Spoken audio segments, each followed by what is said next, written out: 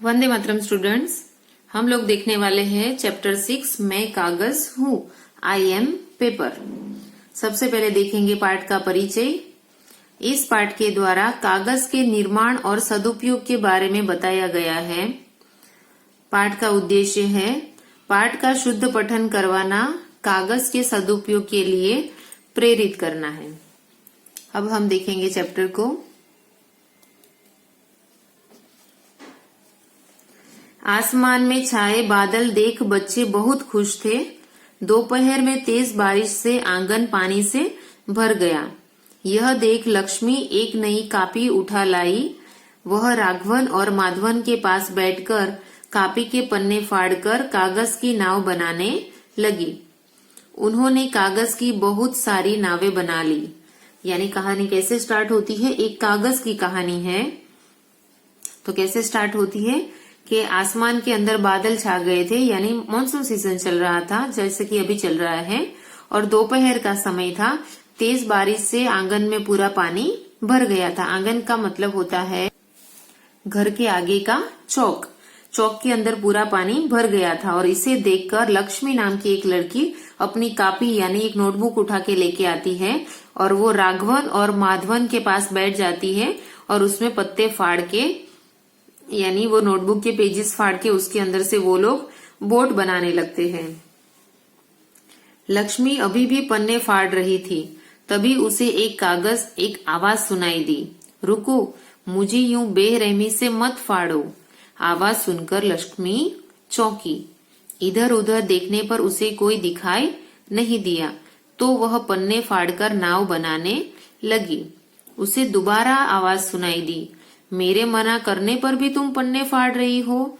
यह सुनकर लक्ष्मी डर गई। क्या हुआ? लक्ष्मी जब पत्ते फाड़ रही थी तब किसी की आवाज सुनाई दी और आवाज में क्या बोल रहा था कोई कि रुको, मुझे यूं बेरहमी से मत फाड़ो। बेरहमी का अर्थ होता है निर्दयता से, यानी जरा भी दया किए बगैर मुझे ऐसे आप मत फाड़ो। और लक्ष्मी ये सुनकर चौंक गई। इसने इधर उधर देखा तो उसको कोई दिखाई नहीं दिया, तो वापस वो अपने पेज के पत्ते फाड़ने लगी। तो वापस उसको सुनाई दिया कि मेरे मना करने पर भी तुम फाड़ रही हो। यह सुनकर अभी दोबारा आवाज आई तो लक्ष्मी क्या हो गई? डर गई।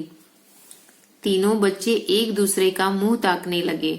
बच्चों को डरा सहमा देख पुनः आवाज आई, डरो मत बच्चों, मैं तुम्हारी कापी का कागज हूँ। यह दोबारा जब आवाज सुनाई दी तो तीनों बच्चे एक दूसरे का मुंह देखने लगे और उनको डरा सहमा देखकर वापस आवाज आई और क्या बोला? डरो मत बच्चे, मैं तुम्हारी कापी का कागज हूँ। यानी वो लोग जो नोटबुक फाड़ रहे थे वो नोटबुक का पेज उनसे बात कर रहा था। तो वो क्या कहते हैं? तुम मेरा दुरुपयोग कर रहे हो। कोई मेरा दुरुपयोग करता है तो मुझे दुख होता है। आज मैं तुम्हें अपनी कहानी सुनाता हूँ। मुझे विश्वास है कि मेरी कहानी सुनकर तुम मेरा सही उपयोग करोगे। तो सुनो बच्चों, मैं कागज हूँ, मैं सबके घरों में रहता हूँ। क्या कहता है कागज? कि तुम मेरा दुरुपयोग कर रहे थे। दुरुपयोग का अर्थ होता है गलत इस्तेमाल। तुम मेरा यानी कागज का गलत इस्तेमाल कर रहे थे। यह देखकर मुझे दुख हुआ, इसीलिए मैं आपसे बात करने लगा और मैं आपको अपनी कहानी सुनाना चाहता हूँ। और मुझे यकीन है कि तुम मेरी कहानी सुनोगे कि मैं कैसे बना हूँ, कौन कौन सी तकलीफों से मैं पास होके बनता हूँ। ये सुनोगे तब आप मुझे फाड़ोगे नहीं, मेरा दुरुपयोग करोगे नहीं। ऐसा कहकर वो कागज अपनी कहानी सुनाना शुरू करता है कि मैं कागज हूँ और मैं सबके घरों में रहता हूँ। पुस्तकें, कैलेंडर, पत्र पत्रिकाएं, अखबार, डिब्बे आदि मुझसे बनते हैं। क्या कहता है कागज? कागज कहता है कि मैं सबके घर में रहता हूँ और मुझसे पुस्तक बनती है, कैलेंडर बनते हैं, पत्र पत्रिकाएं बनती है, अखबार बनते हैं, डिब्बे बनते हैं, आदि सारी चीजें मुझसे बनती है। ये चैप्टर के नीचे उसका इंग्लिश वर्जन दिया गया है, अगर आप चाहो तो उसको पढ़ सकते हो। मैं सबके जीवन का एक महत्वपूर्ण हिस्सा हूँ। मैं बाजार में अनेक रंगों और आकारों में उपलब्ध हूँ। मेरे बिना सभी काम अधूरे हैं। बच्चों की पढ़ाई से लेकर ऑफिस, व्यापार आदि सब मेरे काम के बिना संभव नहीं है। कागज क्या बताता है मैं सबके जीवन का महत्वपूर्ण हिस्सा हूँ, एकदम जरूरी हिस्सा हूँ। बाजार में मैं अनेक रंगों में, अनेक आकारों में उपलब्ध हूँ, यानी मिलता हूँ। बहुत शेप में, बहुत कलर में पेपर मिलते हैं। मेरे बिना सभी काम कैसे हैं? अधूरे हैं। बच्चों की पढ़ाई से लेकर ऑफिस के बड़े बड़े काम भी मेरे बिना पॉसिबल नहीं है। बच्चों, क्या तुम्हें पता है कि पुराने जमाने में पढ़ने लिखने के लिए कागज की पुस्तकें और कापियां नहीं होती थी। शिष्य गुरु से मौखिक शिक्षा प्राप्त करते थे और उसे कंठस्थ करते थे। कागज ने अपनी कहानी शुरू से बताना शुरू किया कि पुराने जमाने में, यानी बहुत साल पहले, कागज या पुस्तकें नहीं थी। तब कैसे पढ़ते थे? गुरु पढ़ाते थे, ओरली पढ़ाते थे, और स्टूडेंट क्या करते थे? उसको कंठस्थ कर लेते, यानी उसको लर्न कर लेते थे, याद कर लेते थे। लिखने की कोई जगह यानी कोई चीज नहीं थी। ज्ञान का आदान प्रदान की एक पीढ़ी से दूसरी पीढ़ी तक मौखिक रूप से होता था। ज्ञान एक पीढ़ी से, यानी दादा को जो पता है, जो नॉलेज ओरली पता है, वो अपने बेटे को सुनाते थे। फिर बेटा जो ओरली, उसको जितना पता है, जितना याद रहा, वो उसके बेटे को सुनाते थे। यानी ज्ञान का आदान प्रदान कैसे? एक पीढ़ी से दूसरी पीढ़ी तक मौखिक रूप में होता था, ओरल के रूप में, ओरली होता था। धीरे धीरे मनुष्य के ज्ञान का विस्तार होता गया और सब कुछ याद रख पाने की संभावना कम होती गई। तब नॉलेज वाली चीजें भी कम थी, ज्ञान भी कम था, यानी उसको पास करना पॉसिबल था। पर जैसे जैसे ही पीढ़ी यानी बरस बीतने लगे, उसका ज्ञान का विस्तार होने लगा, यानी उनका नॉलेज बढ़ता गया। बहुत सारी चीजों के बारे में उनको पता चलने लगा और सारी चीजों को याद रख पाना अब उनके लिए कैसा था? मुश्किल था। पहले भी नॉलेज भी थोड़ा था और उसको पास करना भी इजी था। अब नॉलेज भी बढ़ गया तो सारी चीजें याद रहेगी तो वो लोग उसको एक दूसरे को पास करेंगे ना, तो ऐसा मुश्किल होने लगा। ऐसे में ज्ञान को लिपिबद्ध करने की आवश्यकता महसूस हुई। तब उनको क्या लगा कि इतना सारा ज्ञान क्या हो रहा है, भूल जाने की वजह से वेस्ट हो रहा है। तो हमें क्या करना चाहिए? ये ज्ञान को किसी जगह पे लिखना चाहिए। जो नॉलेज, जो बातें हमें पता है, उसको हमें किसी जगह पे लिखनी चाहिए। इसकी आवश्यकता महसूस हुई, जरूरत महसूस हुई। ऋषियों ने उपदेशों एवं साहित्य को सबसे पहले भोजपत्र पर लिखा। सबसे पहले किसने लिखना शुरू किया? ऋषियों ने लिखना शुरू किया, क्योंकि ज्ञान की सारी बातें सबसे पहले उन्हीं के द्वारा ही सबको पता चलती थी। तो ऋषियों ने ही सबसे पहले उसको लिखित स्वरूप में लिखना शुरू किया कि हमारे चले जाने के बाद हमने जो बताया है ओरली, उसमें से हमारे शिष्य कितना याद रखेंगे, और शिष्य जितना याद रखेंगे उसमें से कितना वो अपने बच्चों को बता पाएंगे। इसलिए उन्होंने लिखना शुरू किया। तो सबसे पहले उन्होंने भोजपत्र के ऊपर लिखा। भोजपत्र का अर्थ होता है, प्राचीन काल में लिखने के लिए एक पेड़ के पत्तों का यूज होता था, उसे कहा जाता था भोजपत्र। तो उसके अंदर पेड़ के पत्तों के ऊपर उन्होंने सबसे पहले ऋषियों ने लिखना शुरू किया। प्राचीन साहित्य भोजपत्रों और ताड़पत्रों में लिखा जाने लगा, यानी ताड़ के पत्ते होते हैं उसके अंदर ये लिखना शुरू हुआ। यह मेरा प्रथम रूप था। कागज क्या कहता है? सबसे पहला मेरा रूप यही था, भोजपत्र और ताड़पत्र को पेपर के रूप में मुझे इस्तेमाल, ये मेरे पहले रूप में मुझे बनाया गया। उसके बाद आता है, बरसों पहले चीन में मुझे बनाने के लिए साइलून ने सबसे पहले रेशम और बांस के टुकड़ों का उपयोग किया। यानी बहुत सालों पहले, ये बात के बाद बहुत साल के बाद चीन ने सबसे पहले मुझे बनाने का शुरू किया। किसने बनाया चीन में सबसे पहले? किस नाम के व्यक्ति ने? साइलून नाम के व्यक्ति ने बनाया। और किस चीजों से बनाया? रेशम और बांस के टुकड़ों का उपयोग करके उन्होंने पेपर बनाने की शुरुआत की। रेशम महंगा और बांस बहुत भारी था, इसीलिए कुछ समय बाद उन्होंने मेरा निर्माण भांग, शहतूत, पेड़ की छाल तथा अनेक प्रकार के रेशों की मदद से किया। सबसे पहले चीन में साइलून नाम के व्यक्ति ने रेशम और बांस के टुकड़ों का इस्तेमाल करके ये लिखित स्वरूप यानी पत्र कागज जैसा रूप तैयार किया। परंतु तब क्या था? रेशम महंगा था और बांस बहुत भारी था, इसलिए वो लंबे समय तक वो टिका नहीं। इसलिए उन्होंने फिर उसके बाद क्या किया? बांस, भांग, शहतूत और पेड़ की छाल तथा अनेक रेशों की मदद से उन्होंने दूसरा पेपर तैयार किया। मेरा यह रूप चमकीला, मुलायम और चिकना था। अब के बाद जो वो लिखने के लिए जो पेपर उन्होंने रेडी किया वो कैसा था? बहुत चमकीला, मुलायम और चिकना था। आजकल मुझे चिथड़े, कागज की रद्दी, बांस, स्प्रूस और चीड़ जैसे पेड़ों की लकड़ी जैसे सबई और एस्पार्टो घास से बनाया जाता है। यानी आजकल पेपर को कैसे कैसे चीजों से बनाया जाता है? तो चिथड़ों से, चिथड़ों का अर्थ होता है फटे पुराने कपड़े, उससे कागज की रद्दी में से यानी वेस्ट कागज में से, बांस में से, बांबू में से, स्प्रूस और चीड़ जैसे पेड़ है उसकी लकड़ी में से अब उसको बनाया जाता है। भारत में बांस और सबई घास से बनाया जाता हूँ। भारत में वो किससे बनता है? बांस और सबई नाम का एक लंबा घास आता है, उससे ये कागज बनाया जाता है। तुम जानते हो कि मुझे अंग्रेजी में पेपर कहा जाता है, पर क्या तुम ये जानते हो कि मेरा ये नाम कैसे पड़ा? क्या कहता है कागज? तुम्हें मेरा नाम, अंग्रेजी नाम पेपर पता है, पर पेपर नाम कैसे पड़ा ये तुम जानते हो? मेरे इस नाम की उत्पत्ति फ्रांसीसी शब्द पेपियर और ग्रीक शब्द पेपाइरस से हुई। मिस्र में उगने वाली 4-5 मीटर ऊंची पेपाइरस घास से घास के तनों को काटकर उसकी पतली पतली परतें निकालकर उन्हें आपस में चिपकाकर पृष्ठ की तरह बना लिया जाता था। इस तरह एक लंबी पट्टी बन जाती थी। इन लंबी पट्टियों को पेपाइरस कहा जाता था, इसी कारण मुझे पेपर कहा जाने लगा। देखो उसके पेपर नाम की हिस्ट्री। पेपर क्या बताता है, कागज क्या बताता है कि मेरा नाम कैसे पेपर पड़ा? तो सबसे पहले मेरे नाम की उत्पत्ति फ्रांसीसी शब्द पेपियर और ग्रीक शब्द पेपाइरस, 2 वर्ड से उसके नाम की उत्पत्ति हुई। मिस्र में एक उगने वाली घास थी जिसका नाम था पेपाइरस, जो 4-5 फीट ऊंची उगती थी। उसको काटकर उसकी पतली पतली परतें निकाल दी जाती थी और परतों को एक दूसरे से चिपका देके उसको पुष्ट जैसा यानी पुट्ठी जैसा उसको बना लिया जाता था।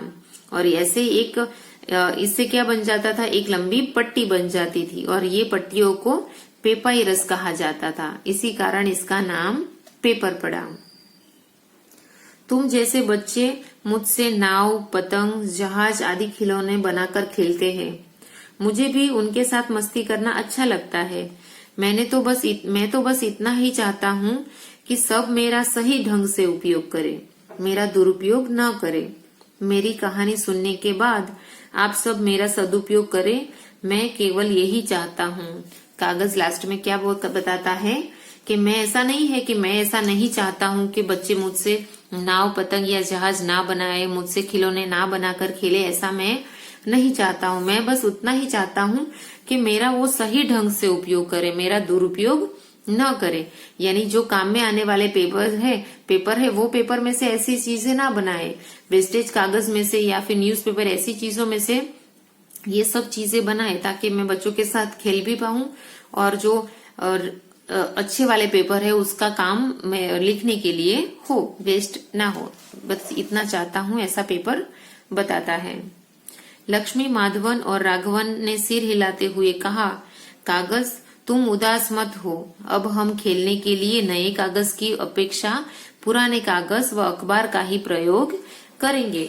जैसा मैंने बताया वैसे ही ये कागज की बात सुनकर ये जो 3 बच्चे हैं लक्ष्मी, माधवन और राघवन क्या बताते हैं कि अब हम लोग ये सब खिलौने बनाने के लिए नए कागज का उपयोग नहीं करेंगे, पर उसकी जगह अखबार यानी न्यूज़पेपर का उपयोग करके ऐसी चीजें बनाएंगे।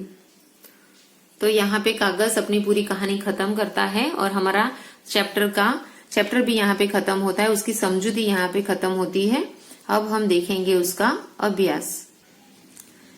अभ्यास के अंदर सबसे पहले दिया है श्रुत लेख, यानी कुछ डिक्टेशन वर्ड है जिसको सिर्फ नोटबुक के अंदर लिखना है, जैसे कि दुरुपयोग, पत्रिकाएं, महत्वपूर्ण, कैलेंडर, कंठस्थ, उत्पत्ति, निर्माण, आविष्कार, भोजपत्र, सदुपयोग वगैरह।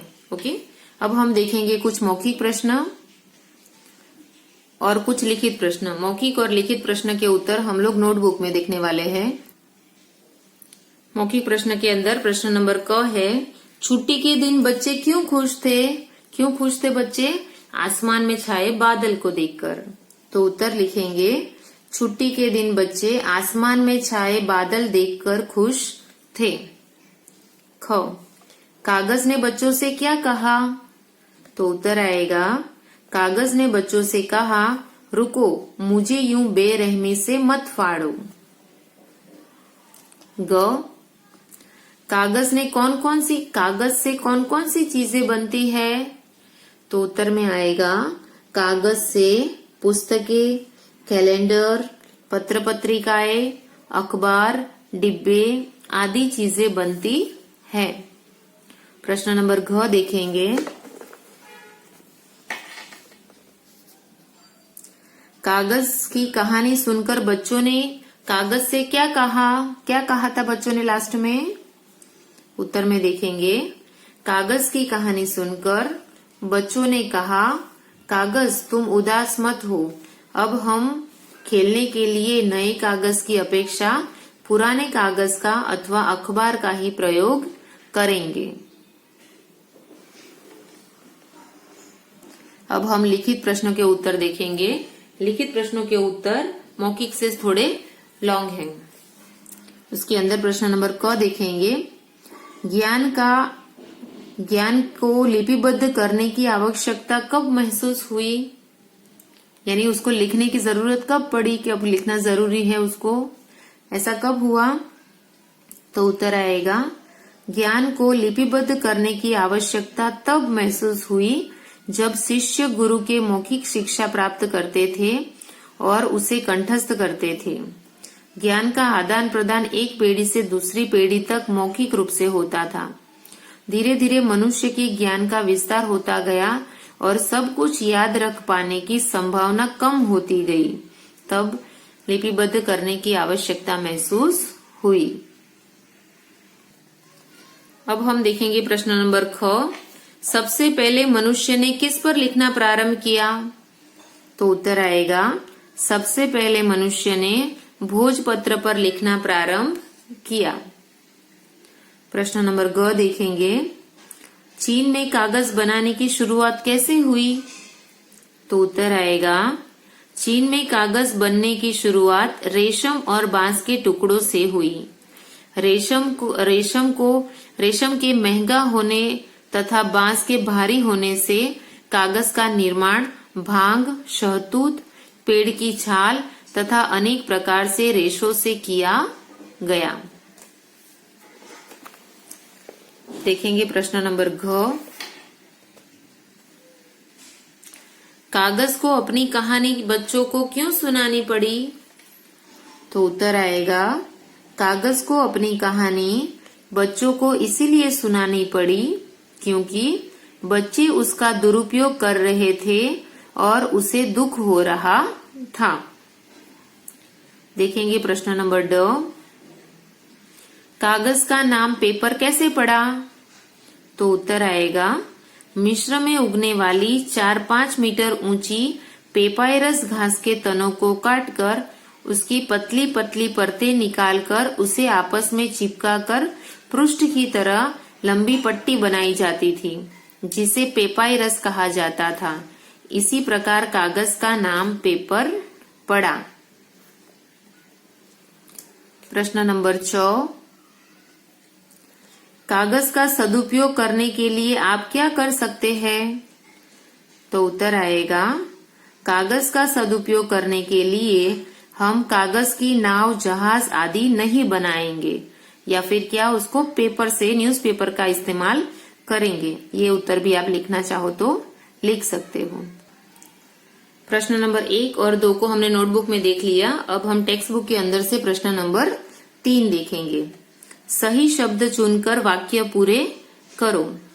प्रश्न नंबर खाली जगह नंबर क है। आसमान में छाए बादल देख खाली जगह खुश थे। कौन खुश थे? आसमान में बादल देखकर बच्चे खुश थे। तो यहाँ पे लिखेंगे बच्चे। ख, रुको, मुझे यूं खाली जगह से मत फाड़ो। तो क्या आएगा उत्तर? बेरहमी से।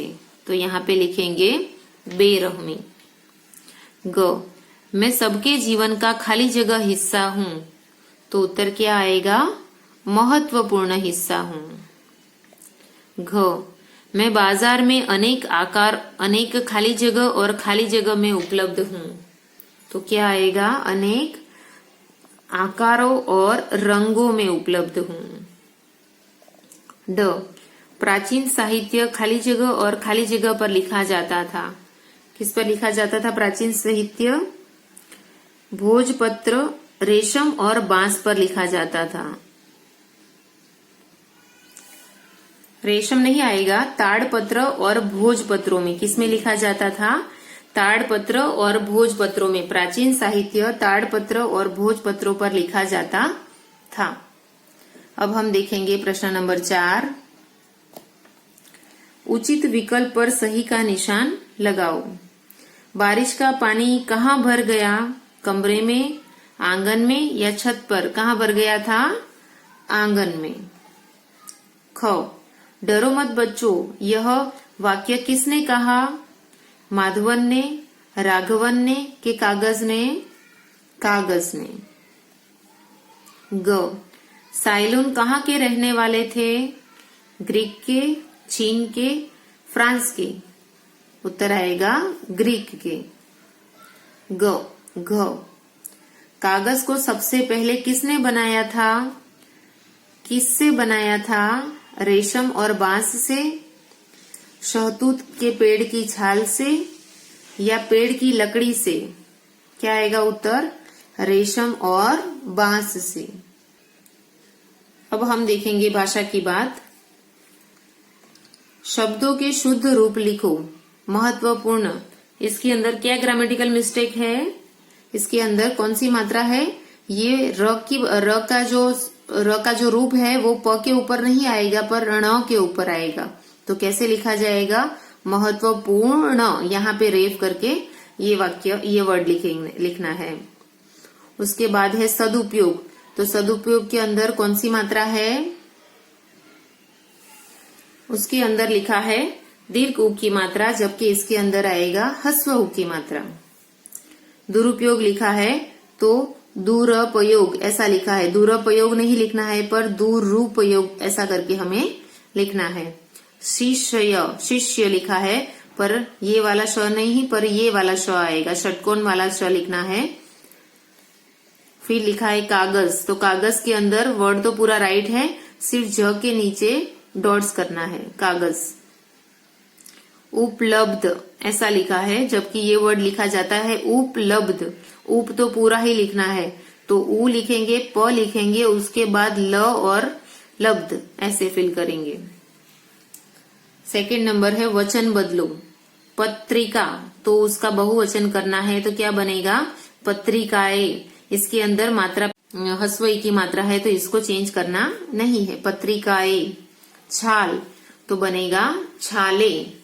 कापी, देखो इसके अंदर वापस लास्ट वर्ड के अंदर दीर्घ ई की मात्रा आई तो हम उसको क्या करेंगे? ह्रस्व ई की मात्रा बना देंगे।